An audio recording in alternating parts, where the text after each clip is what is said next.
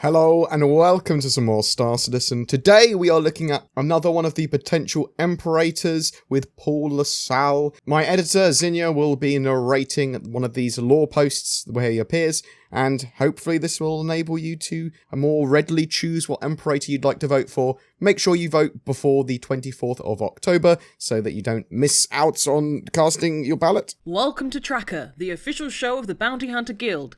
Garrett Colliger here with the latest news, tips and tricks to make your next collar safe and successful. Normally, this show focuses on the nitty-gritty details behind bounty hunting, but today's a bit different. Sometimes it's important to change perspective, see the forest from the trees.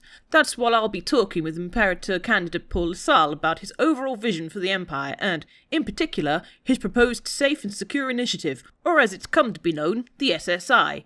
I tell ya, I'm intrigued by this plan and can't wait to hear more about it. Candidate LeSalle is the chosen centralist representative in this decade's bid for Imperator, which makes a lot of sense since he spent the last 8 years leading the party and preparing for this run. Before chairing the centralists, he served as a senator from Goss for 2 terms, and before that, he founded a hauling conglomerate that Kovalex would eventually buy out for a pretty hefty sum. A damn impressive sounding CV if you ask me. Paul LeSalle, glad you could join us today.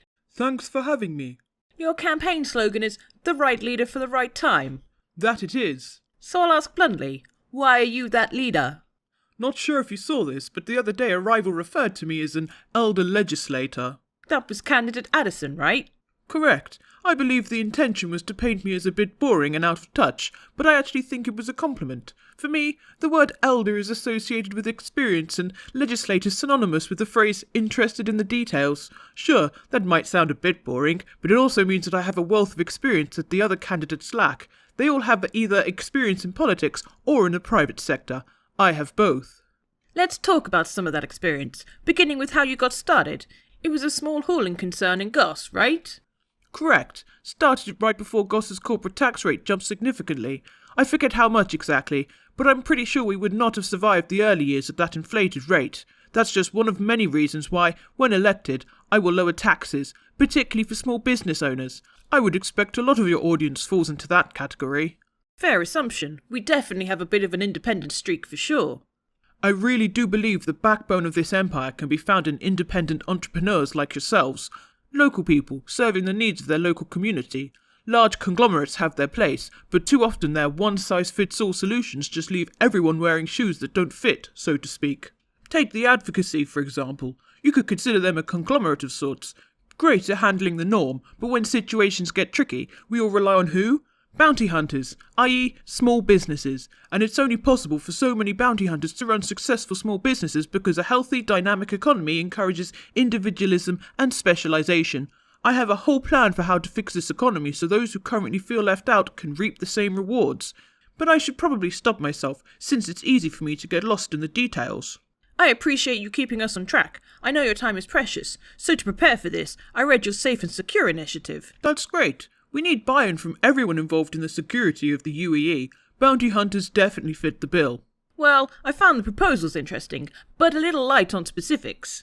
Perfect. The ideal dynamic to begin a debate with is a general census and interest in exploring the details. But first, let me provide a few broad strokes for those who aren't familiar. The Safe and Secure Initiative focuses on 3 pillars: empowerment, engagement, and repayment. Let's start with repayment. Bet you'd like to know the end of a vid before watching it too. Guilty. I've already got enough excitement in my life. The focus of the repayment pillar would be legislation that eliminates prison sentencing for all but the most violent cases. Instead, those found guilty of crimes would be required to pay back society in credits garnered from wages, not time served. A lot of funds the government spends on incarceration would be redirected towards employment programs that would match offenders with companies in need of employees. My hope is that by keeping folks out of jail, we can significantly decrease the funds spent on repeat offenders. Do you know what bounty hunters call repeat offenders? What?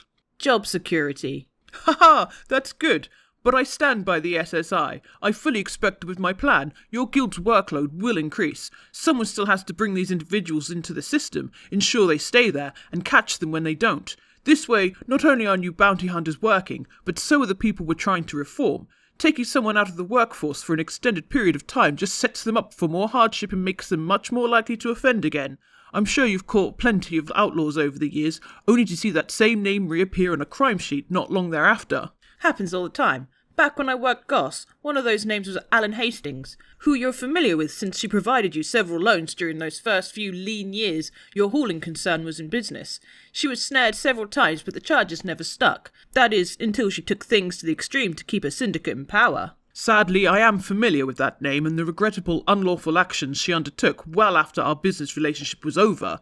I promise that the legislation included in the repayment pillar of the SSI would still put serious offenders like Miss Hastings away for a long time. You may not have been associated with Miss Hastings then, but your association with her certainly paid off handsomely for both of you and aided each other's rise in your respective fields. Business attracts all sorts, and one of its keys is knowing when to walk away from something or someone. Young Mr. Costigan has suffered similar associations with his business dealings. I assume you're referring to the Spectrum ad released this week. Yes, but how about we refocus the conversation on the SSI and let the ad speak for itself? The ad makes some interesting allegations, including that Titus has deep financial ties to a multi-system drug syndicate.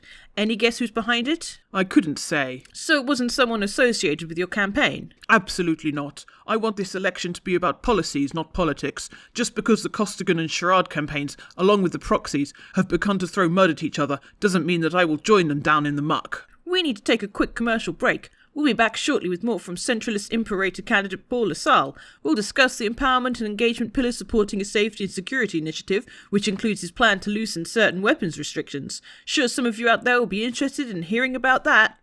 Every month we have a Star Citizen ship giveaway. For October 2020, it is for a Mercury Star Runner. This highly anticipated multi-role ship is going to be great for small to medium-sized crews that want to do a bit of everything, whether that be cargo running, data running, missions, combat, smuggling, all that sort of jazz. And it's going to be in-game and flyable very soon. All you've got to do to be in for a chance of winning one is comment on any of my videos made during October, including this one. More details down below.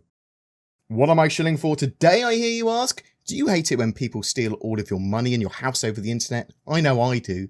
NordVPN may have been invented by wizards to help protect your personal data from the prying eyes of the dark web, a sinister cabal of technomancers that grow in power the more they know about your browsing habits. The true story of NordVPN's origins are unknown and lost to the ages, and without using facts, no one really knows how it provides more accessibility to otherwise censored websites or a safer security experience for all that use it.